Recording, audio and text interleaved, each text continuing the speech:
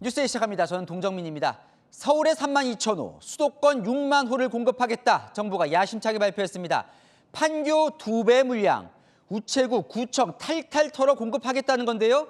의도했던 대로 모두가 살고 싶은 그 알짜 입지를 잘 찾아낸 건지 살펴보겠습니다. 첫 소식 오은선 기자입니다.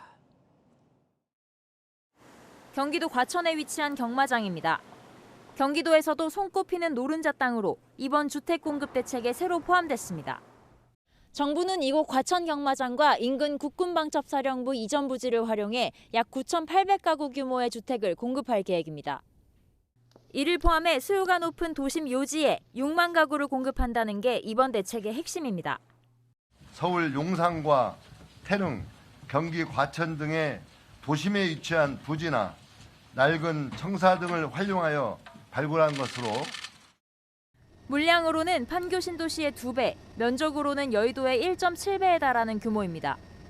지역별로 보면 서울이 3만 2천 가구로 전체의 절반을 넘고 경기도는 2만 8천 가구, 인천은 1,000가구 수준입니다. 이 중 도심 내 유휴부지 등 공공부지를 활용한 공급 물량은 모두 4만 4천 가구로 용산 국제업무지구와 캠프킴, 노원구 태릉 CC 등이 포함됐습니다. 또 구청이나 우체국 같은 노후 공공청사를 허물거나 리모델링하는 방식으로 1만 가구를 공급합니다.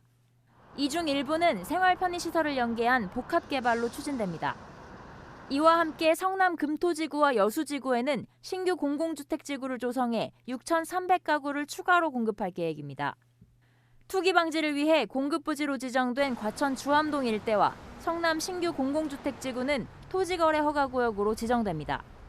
정부는 내년부터 순차적으로 착공을 시작해 사업 속도를 끌어올리겠다는 구상입니다. 정부는 2월에도 후속 공급 대책을 추가로 내놓을 계획입니다. 채널A 뉴스 오은선입니다. 오늘 발표된 공급 물량의 핵심 지역들입니다. 용산 업무지구, 태릉 골프장, 과천 경마장. 이 사실 예전부터 거론됐던 곳인데 이 나름 사정이 있어서 잘 안 됐던 곳이죠. 이번엔 되는 건지 우영기 기자 보도 보시고 아는 기자 이어갑니다. 서울 중랑구 면목동에 있는 구민회관. 개관한 지 30년이 넘어 시설물이 오래되고 낡았습니다. 정부가 이 일대 면목 행정복합타운을 이번 공급대책에서 개발부지로 선정했습니다. 노후 공공청사 복합개발 사업으로 내년 6월 착공해 주택 712가구를 공급한다는 겁니다. 한번 도전해볼 만하죠. 또 중학교도 바로 위에 있거든요. 그러니까 위치가 정말 딱 좋은 데로 선정된 것 같아요. 구청과 우체국, 세무서 등 노후한 공공청사 부지 총 34곳에서 적게는 25가구에서 많게는 1,171가구까지 모두 1만 가구를 공급하는 계획입니다. 서울 용산구와 경기 과천시 등에는 대규모 주택 공급을 추진합니다.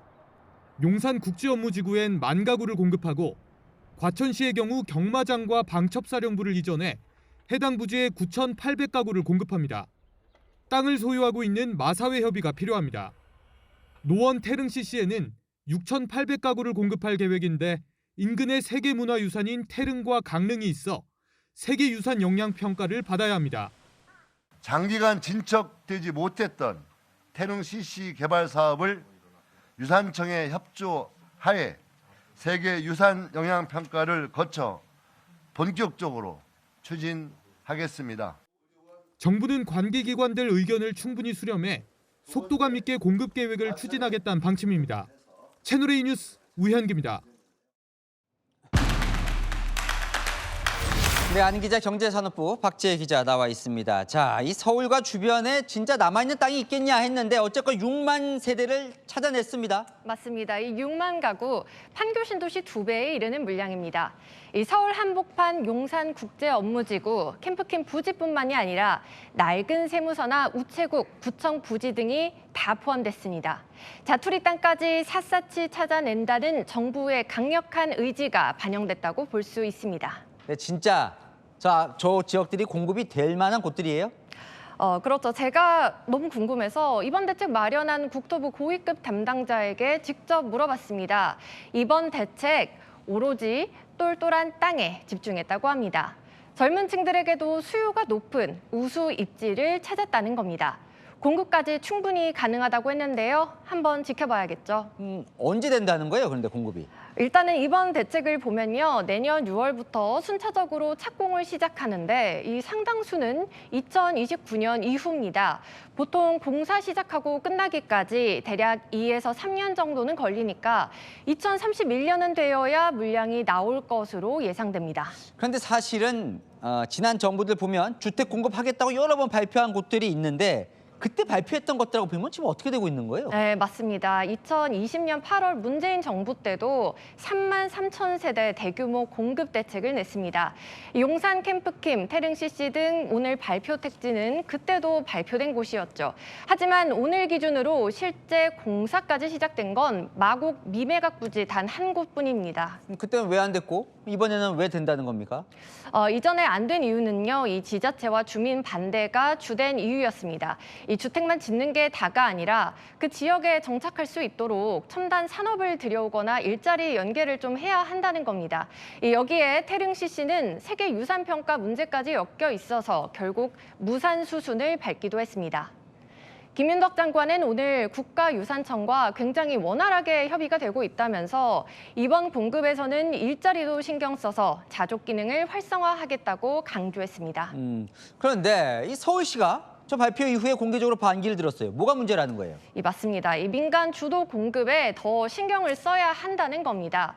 서울시에 따르면 서울 주택 공급의 90% 이상은 민간 주도 물량입니다. 정부가 민간은 틀어막고 공공 주도 공급만 강조하고 있으니 이 서울 주택 공급의 맥이 끊긴다는 겁니다. 서울시와 국토부는 민간 정비 사업 규제 완화를 놓고 좀 협의를 이어가고 있는데요. 당장의 이견을 좁히기는 쉽지가 않아서 이번 대책에는 포함되지 않았지만 정부는 논의를 이어가겠다는 입장입니다. 네, 잘 들었습니다. 아는 기자 박지혜 기자였습니다.